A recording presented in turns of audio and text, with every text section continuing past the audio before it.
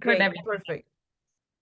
So the thing of identities, they are severely there is what you um perceive of who you are, but chances are that what we perceive of who we are is a lot connected with what we've been told that we are. So anyway, so it is excessively is a major challenge and a major undertaking to come up with a concept that would involve the craziness that happens in the US, because I don't think I've seen a place that is more obsessed with identity and identifying and putting an identity in a box as the US, and the assumed fluidity that exists in Latin America, which is, it also has this, it has its obsession, but it goes more undercurrent that is goes in the US. And so, and maybe when Milia, you were talking about this Venezuelan who's still exploring, I understand why she feels much more comfortable in Latinidad, because Latinidad is a very lukewarm concept. Yet it was fought against Hispanidad. And so that's the other thing. These things they're not static. They're not fixated in one corner, but they navigate and they have political meanings, and those political meanings change over time. So you might find yourself 5, 10 years from now having to do this again, which is perfectly okay. That's healthy and that's beautiful. Um, so as the two of you were talking about, few historical things came to my mind, and I don't know if I'm going to complicate more your life or if I'm going to bring more ideas to play with it. And the idea is that you may actually need more than one term. You might need more than one. But anyway, I want to start, I'm a historian, so I'm going to do it chronologically. And so the first thing I want us that I came to my mind was when Dessalines and the people who fought with him and created the Black Republic of Haiti, they sat in from 1804 and they came up with the Constitution in 1805. That first Constitution has the Article 13 and the Article 14, and you can actually even find it online, and I can send you that. There's even a version in Spanish, because the whole island was then French. And so anything that they produced it in French and in Spanish. So the Article 14, I'll go first to the 14 and then I'll back up to the 13. Oh, or I should actually go in order. So in Haitian Revolution, when Napoleon decided that he wanted to bring slavery back to the French world, the French world had abolished slavery in 1793 and 1794. But Napoleon decided that he wanted to bring back slavery. And so in 1802, he sent a big army, 40,000 people apparently. And among those, the army, there were people from all over Europe, but there were some Polish and some Germans. Most of the Polish defected Napoleon and joined the Africans and few Germans as well, and fought for the liberation to prevent slavery. And so when Haiti became Haiti, these folks actually, many of them decided to stay in Haiti. And in this 1805 Constitution, the Article 14 said that anybody, everyone, no matter who were the parents, whether the parents were the highest magistrate or anyone else, no matter how they look like, everybody was considered Black. The 13th article referred to, so basically all Haitian citizens were Black. And the 13th article referred that the Germans, the Polish, and French women who decided to stay there were also going to be Black. Now, Polish, German, French women, they were all white. But according to Dessalines and the people who put this together, being Black was a political consciousness move. Okay? And so in this context, everybody was Black. And I think those two articles were not, they were lost in the constitutions of 18, I know by 1806, like there was a constitution in 1806, no longer has those articles. And from that point on, they no longer have the article. However, in all the articles, and especially the 1816 article, the 1816 constitution, the article 44 stated that any other Black person or any indigenous person who moved to Haiti would get asylum immediately and within a year become citizens. And it was sort of understood that by becoming citizens, they'll become Black as well, because it was the Black Republic of Haiti. This is 1805, 1804, 1805, 1806. So that's a way to think of Blackness that nobody picked up. I have a theory, but I haven't proved that yet. And that is part of my next big research project, is that idea of Blackness, including Polish, German, French, that idea of Blackness became a threat to, for instance, Spanish America, Brazil, where there were the castas, the mestizo, the mulatto, the pardo, the moreno, the blah, blah, blah, blah, blah, blah, blah. Brazil also has a whole long list. The French apparently had 128 ways to describe a person according to how they look like. And so almost everybody not only reacted to Haiti because Haiti became a Black republic, but Haiti also hijacked the most productive colony of enslaved people in the world. And so there is the economic aspect of it, but there is also the social aspect of the fear of a Black pride and the fear of embracing Blackness as an idea of humanness at the moment where people didn't use the word race, but Blackness was already conceived as a bad race, as a criminal bad race. Okay, so that's 1805. Jumping hundreds. So my theory is that Latin American Brazil, because they were afraid of this, slowly, I'm talking about white, literate architects of the national identity, it wasn't called like that. Then instead of embracing Haiti as a point of rejecting Blackness in Haiti, kind of massage the idea of mestizaje. And so the mestizo becomes in one way, the mixed, but the mix that erases Blackness and erases indigenous. And so the mestizo became the euphemism for whitening without fully calling it whitening. And so the pardo, the mestizo, is less Black, therefore is not that Black, therefore there is no need to embrace that Blackness, and is a counter to the Haitian proposal of everybody being Black, as everybody being aware that that needs to be embraced to undo racism. Okay, I'm really, I mean, and I don't think they were as sophisticated then at that time. I don't know. It's a reading after 200 something years of that. So in the 1980s, a Brazilian woman, 1986, I think, and actually maybe printed a translation of this essay, a woman called Leila Gonzalez, sociologist from Brazil, Afro-Brazilian, created the term América Latina.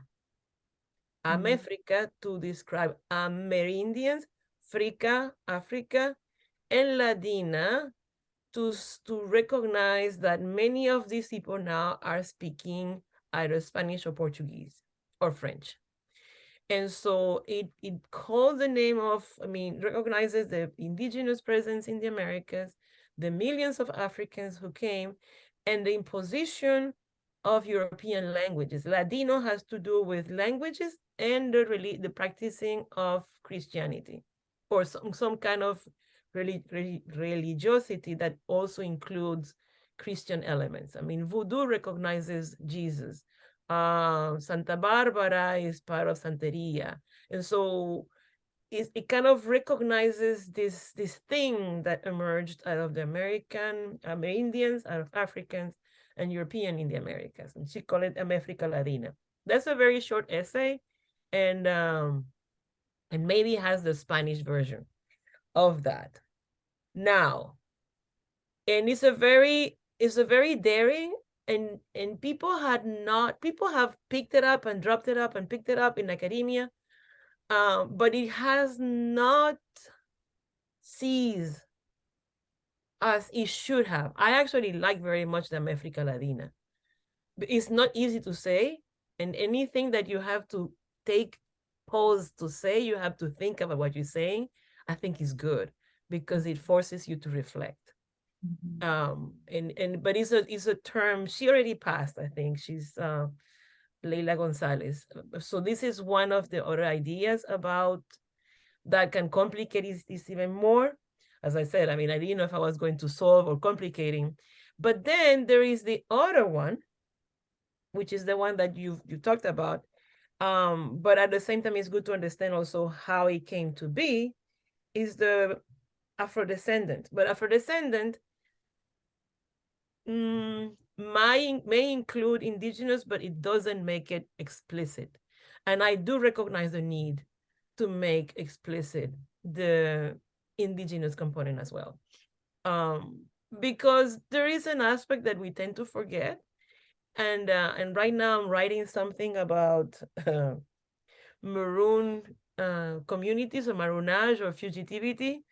Boy, and I'm reading so much about things that I'm like, but the Africans who ran away and established maroon enclaves, they did it because they were supported, they were helped, they were assisted, and they did it with indigenous people, because indigenous people were the one who knew the place. They're the one who knew the mountain or how to get there. They're the one who knew the medicinal herbs, because they're not the same. The neotropics don't have the same plants as Africa. They are similar families of plants, but not necessarily the same species. And so that partnership, which the Europeans tried to prevent, did actually provided a lot of knowledge. And that's why I know the Spaniards and the Portuguese created all kind of laws to prevent African and indigenous from living together.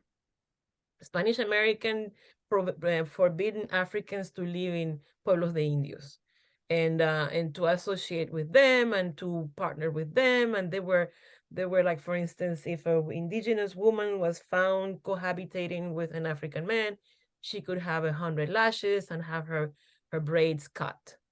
And so this was passing like the 1500s in Ecuador and Peru, in many places.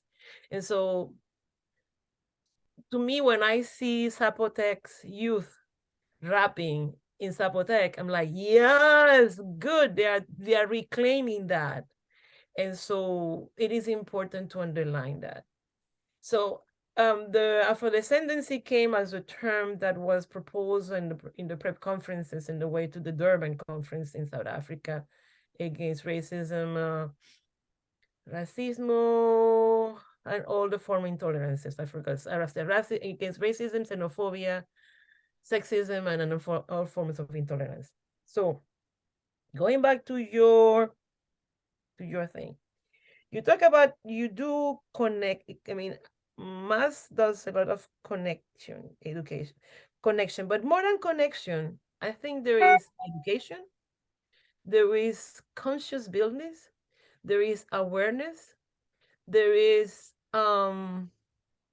celebration, recognition or acknowledgement, an education towards respecting that what is usually dismissed and disrespected.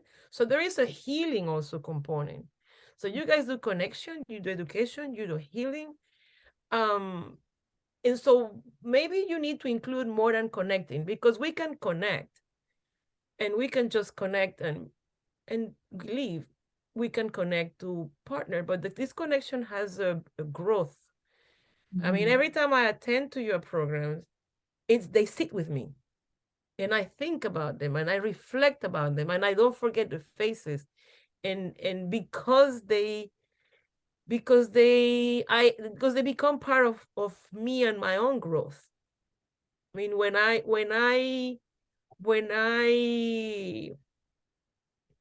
see Aniel talking about what she goes through, her process, her fears, that makes me a more, I don't know if mature, or it expand my capacity to know and to feel empathy. So that is much more than connecting. That is a political awareness that grows deeper inside me. So maybe you need to push that a little bit more in terms of the mission and the accomplishment, the work you did with the youth. And I'm so sorry I could not make it to the final to meet them, but just the idea of hosting teenagers and working with them around embracing blackness, that is, I just read something, a paper about fugitivity and schools and how schools are failing Black students. And I thought, what you guys are creating is a maroon of youth. It's a youth maroon.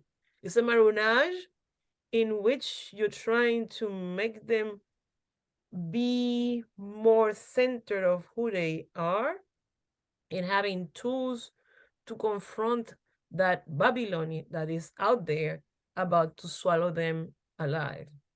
And so that is deep.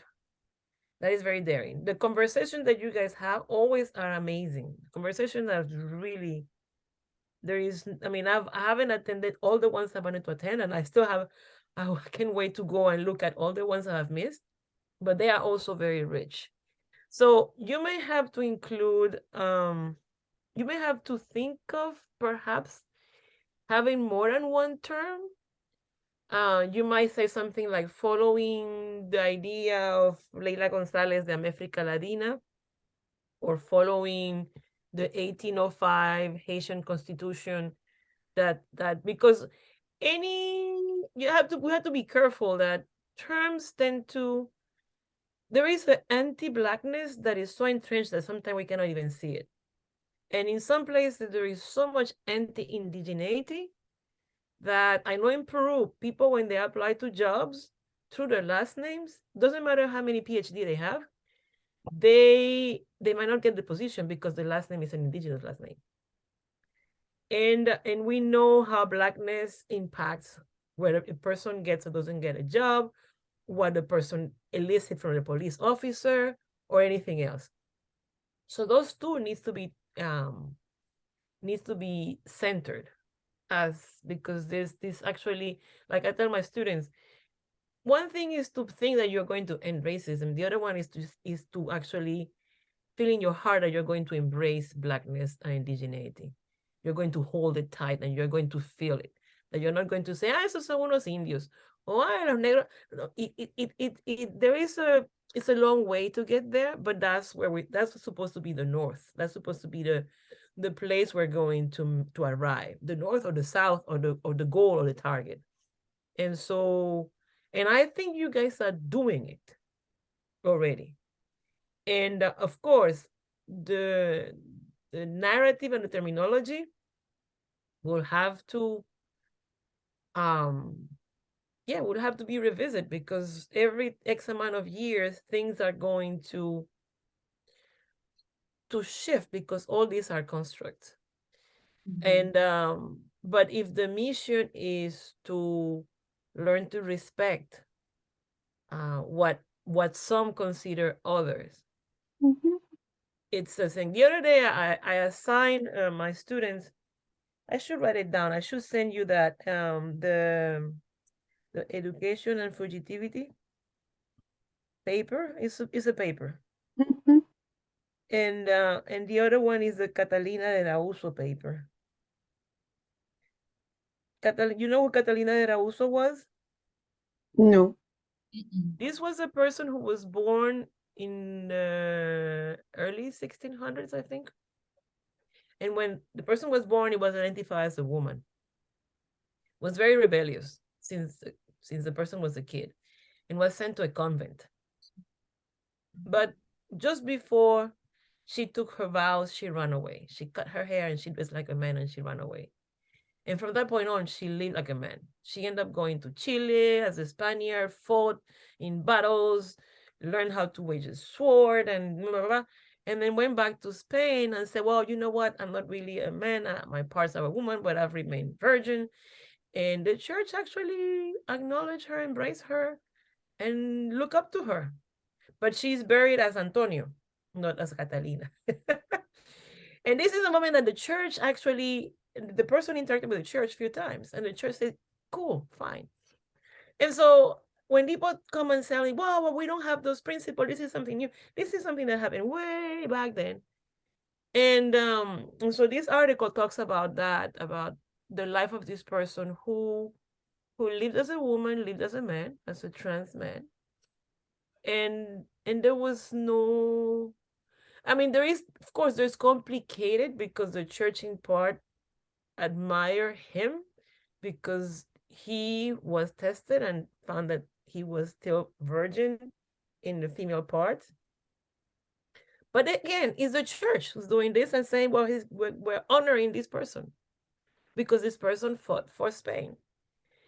And so obviously the transition wasn't a big deal. Not only that, each of the parents, his mom saw him as a son, and the father saw him as a daughter.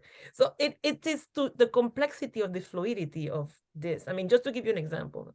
So um we live in a moment in which, again, because we have been conditioned, especially since race became race, to read the body more than the person. And so we are still hijacked by that when we need to embrace the person and all the person in and outside that othering that pretends to put that person in a box. I don't know if that makes sense. Yeah, totally. And so, and I think mass is very good at doing that.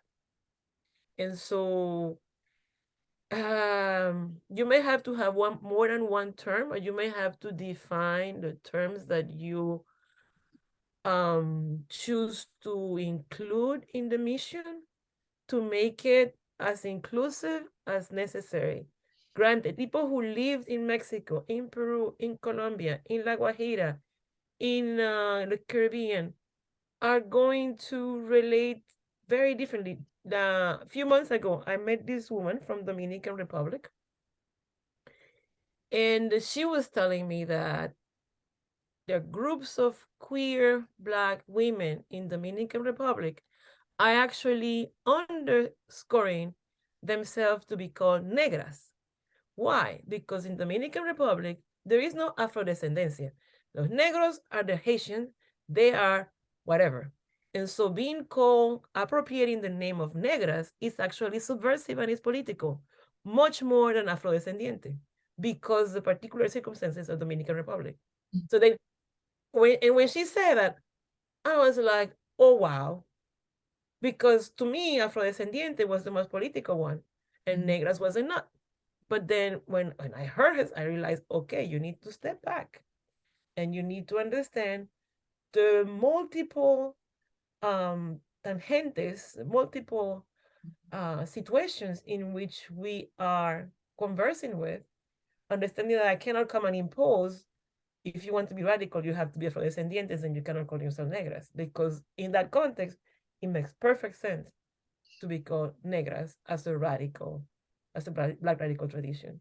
And so since Mass is international, I know it's based in Seattle, but it embraces and it will embrace more and more. I don't think it's going to stop there. I mean, I know so far you have Colombia, you have Venezuela, you have Mexico, you have Ecuador, but as time goes by and it continues to grow, you're going to have Brazil. You're going to make, you might end up having Afro Españolas, people in Madrid. You're going to end up, and so that is going to add a multiplicity. And at the end, the point is to overcome anti-indigeneity and anti-blackness.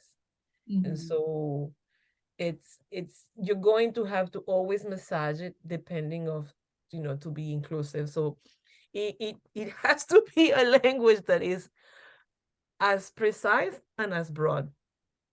Right. And so I don't think one term will do it. I think you're going to have more. And then again, it doesn't matter if it is a little bit longer than thought.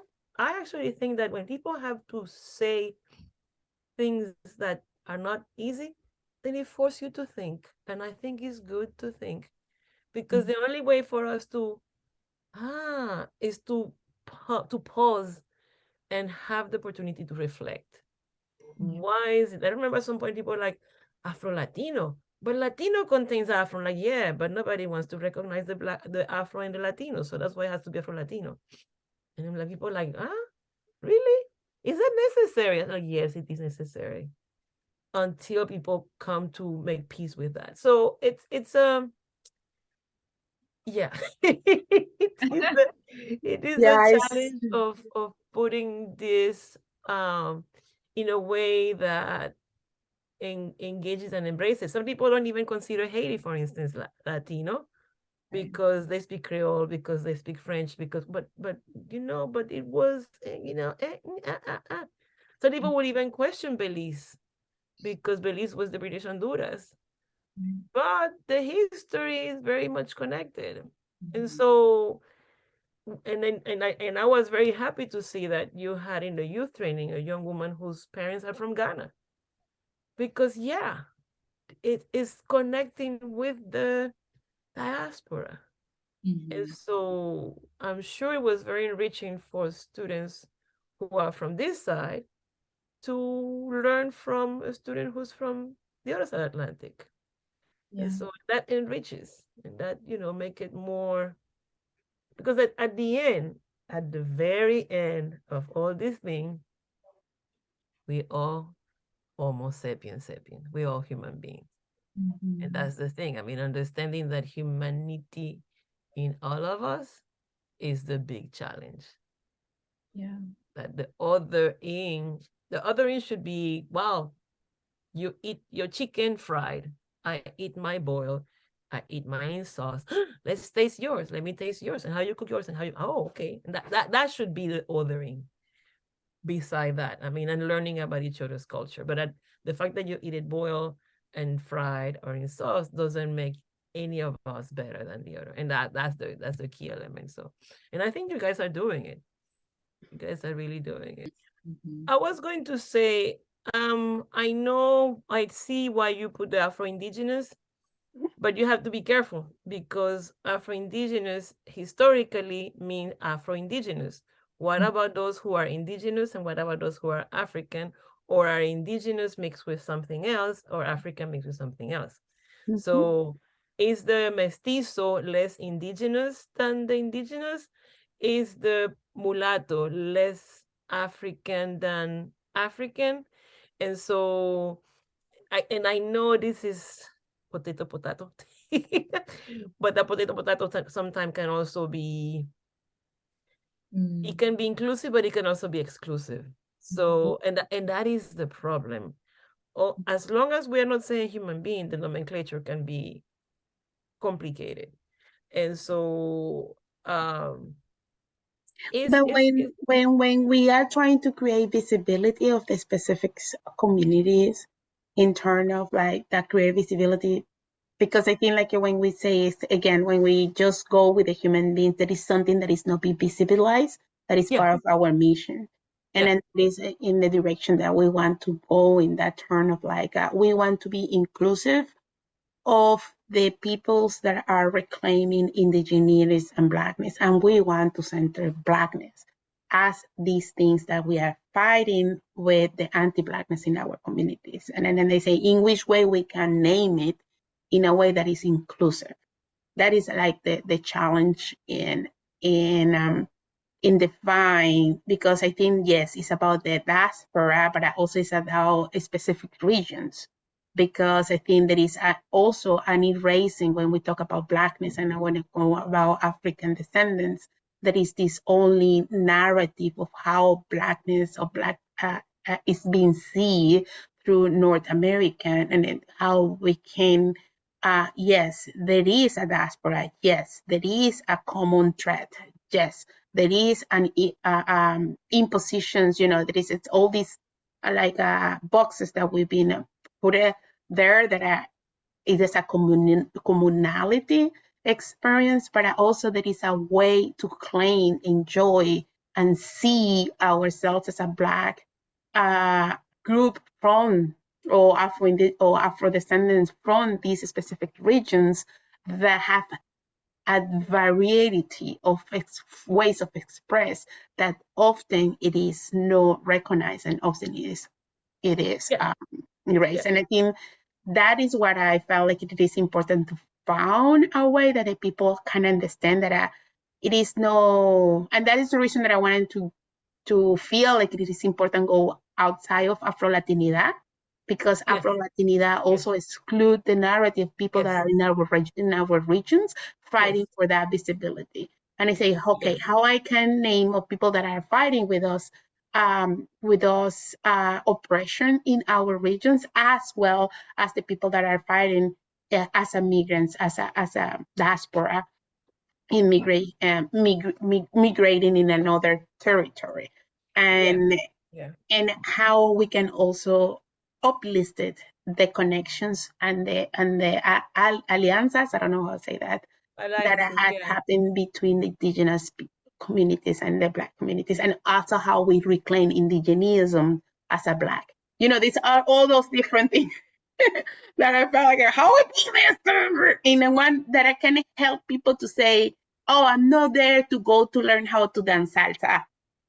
It's but that I can give context to people, and then I can show in which duration the organization it is advancing, because I think sometimes with this Afro Latinidad, there is this cliche and way to be of like, oh, I'm gonna connecting you to come to my party to to perform for me and I think like, okay, we're thinking about ceremonial healing conversation, space of connections where we reclaim and let me say, not just reclaim, but reconnect with those knowledges that have been lost and that we are being internalized, pushing away, like, okay, no, because as a survivor we need to learn that the language, the ways of thinking, the way of learn. I see how many internalizations was developing in the way that we even structure our youth program. And then how it was really like, wow, that's a lesson here, There's a lesson here that I have to be with so many different things that we're fighting, but that show up in the spaces, because that was the way that we was taught, and this is what we think that is the way to teach, or the way to to to to to pass information. And it's like, what that mean, be back at the legacy and the ancestrality, what actually mean in terms of education. This is something that I wanted to continue to explore in the youth program, but it's a challenge. Yeah, the word Afro-descendant in principle it was the idea to get rid of Afro-Latinidad, get rid of Afro-Venezolano, Afro-Ecuatoriano, Afro this, Afro that, and to encompass everyone of African descent coming from the different nationalities and regions, different from African, because people who were born in Africa are still Africans. You have a blackout. You have Oh, yeah. and, Mhm. and And so that's how the whole Afro-descendant word came, as people were meeting for the prep conference in stores, Durban. I think it was the meeting either in Honduras or in Santiago de Chile. I cannot remember. Just before the Durban,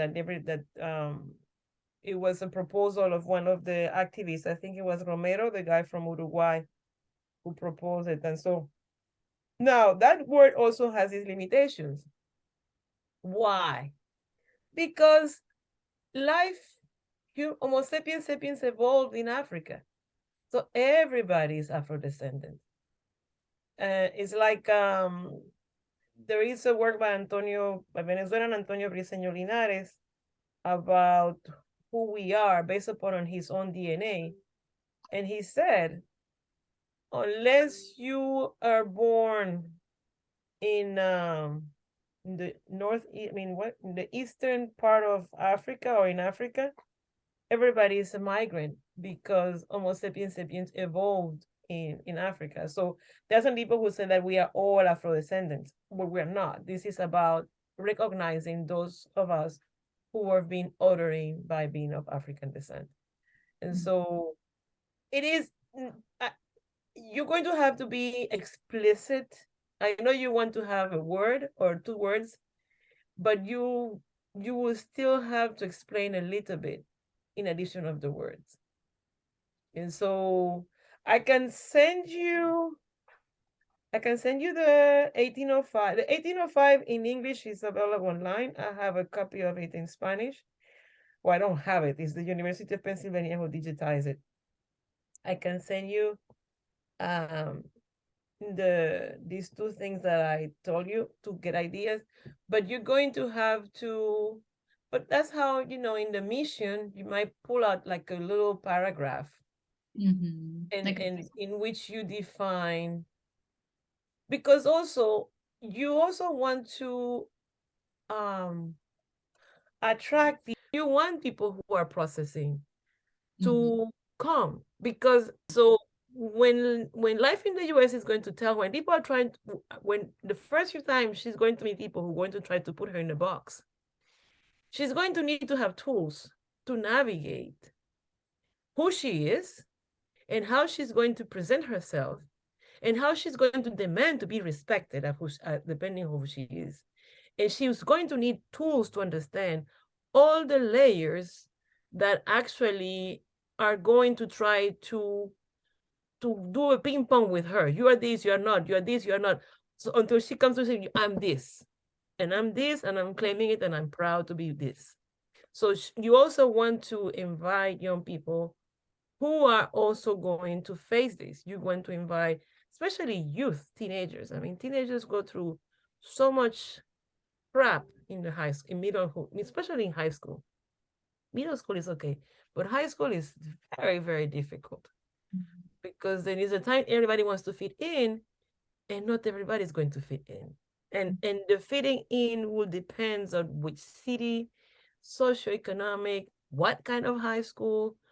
You are this, you are not enough.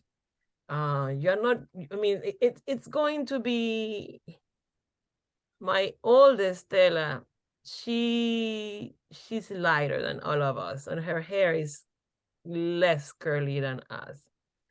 I know exactly like yours. And so she wasn't black enough for black, but she wasn't Latina enough. And so I remember one time the counselor of her high school invited me to give a talk. And so I was going in when she was going out. And so I speak to my kids in Spanish. Hola, amor, ¿cómo estás? Sí, mami, voy para la casa. And everybody was, oh, so it is true that you speak Spanish. And she was like, yeah. Oh, so you were not lying. So it was a whole, I mean, they had a whole thing because they saw this mom who looked this way, but spoke to her in Spanish. And the talk I was going to give was about blackness in Latin America. And so they were like, ah. And if I would have not given her tools for her to be explicit, but even if she was explicit, people still didn't believe her. So imagine if she didn't have enough to go and tell them I'm this and I'm this and I'm this, and nobody's going to move me from where I am. Well, she was like, they'll say whatever they want to say. I know who I am, because she had us telling them who she is. But it's not everybody has that. I, Yeah, some people are trying to run away from it. Some people don't know what to do with it. Some people are hurting from it, because that's the other thing. At the end, all this involves healing. Yeah. At the end, yeah, all this is about healing. It's about healing all that nonsense that, outside is going to tell us that there is no value in blackness, there is no value in indigeneity, mhm, there is value in whitening, there is, unless you have blonde blue eye. So all those things, we basically, what you're trying to do is to rescue people from the nonsense and create spaces for healing, while there is fun, music, dancing, drumming, art, visual, and stuff. So it's yeah, but it's not. I really think you should expand more than connection. I mean, it's yeah, connection, it's education, is celebration, is and I think you have to have somewhere the word healing. yeah, Um, is in political consciousness. I don't know how you're going to put all that, but I yeah. think that's our Well, crucial like, justice instead of political consciousness. Actually, it might even be better social justice, because some people might think of political consciousness as left wing, and yeah, the FBI then is going to come behind you. You yeah, don't want that. So yeah, maybe social justice might be much better. Um, I think you can. I think it would be good for them to listen to this interaction before, and for people to play with it in the mind. mhm, And because we all come from different walks, mhm, and then the other thing is, we all, well, I wouldn't say we all, many of us also feel at times the need to impose just one, or that one is more important than the other one.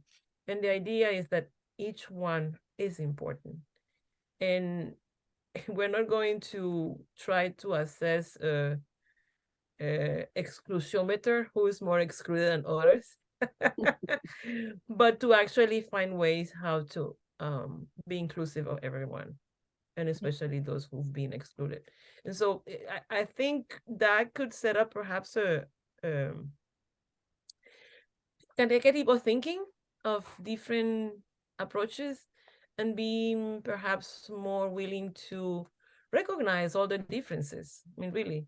And also thinking in future. I mean, I'm going back to the example of the Dominican Republic, of something that I had not envisioned, but has to. So from since then, when I'm writing, I in Spanish, I put negras / afrodescendientes, or negros, because I understand that though one term might be used in a derogatory term, it is empowering in other places. And so that way I am including everyone. The thing is, what are the terms, and how, and then, as you said, including the healing component. mhm, Yeah, I think it's a great idea, because it's also because this is so international, everyone should feel welcome.